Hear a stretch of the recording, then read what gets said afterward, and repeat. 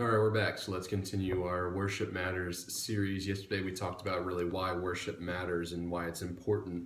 Today we want to talk about an aspect of worship. Again, today, tomorrow, and the next day are not all encompassing, but they are some major aspects of worship. And today we're going to talk about singing.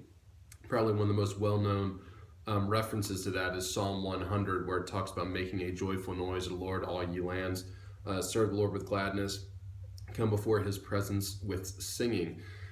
And a lot of times we have a misconstrued version of why we're singing to the Lord. Why have music in a worship service? What purpose does it serve? Now, some people will say it's an emotional purpose, so it drags our heart emotionally to be ready for the message or whatever it is that's going to happen. And yeah, that is true. I mean, obviously, depending upon what music you listen to, it will tug on your heartstrings in different ways and your emotions in different ways. But is that really why we do it? The Bible talks about coming before his presence with singing, but then it goes on to say, know that the Lord, he is God. It is he who has made us, not we ourselves. We are his people. Enter into his gates with thanksgiving, into his courts with praise. Be thankful to him, bless his name, for the Lord is good. The reason that we sing in a worship service is because the Lord is good. Because we want to worship him. Because we want to take music and we want to sing to God with gladness. Now, there's sometimes when we're singing about the cross, we don't sing like, oh, yeah, the cross is great, anything like that. Excuse me, but we do want to spend some time when we sing focusing on who God is and the fact that he is good. That's why even when we sing songs, don't get caught up. God does not care what your voice sounds like. There are too many guys in our youth group and youth groups across the nation who won't sing because they're scared people will judge them by what their voice sounds like. God doesn't care. He says make a joyful noise, not a great noise, not a good sounding noise. He says make a joyful noise. Come before his presence with singing, not great singing or on key singing. It just says come before his presence with singing.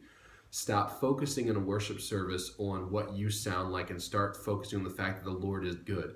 Worship is not there for you to focus on everybody hearing you if you have a good voice, or hoping that nobody does hear you if you have a bad voice.